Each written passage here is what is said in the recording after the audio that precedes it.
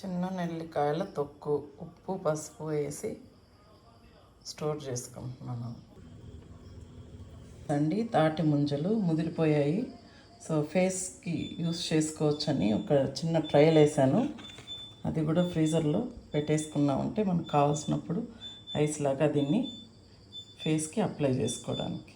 Sweet corn ఇది కూడా ఒలిచి మనం టిప్లో పెట్టుకుంటే కావాల్సినప్పుడు రైస్కి లేదా స్నాక్స్ లాగా కూడా యూటిలైజ్ చేసుకోవచ్చు.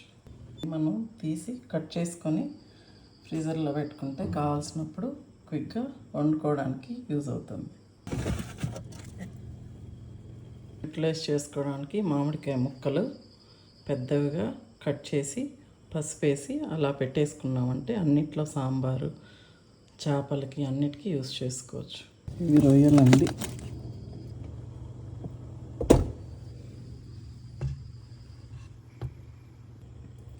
ఇదేమో పితికి పప్పు అండి.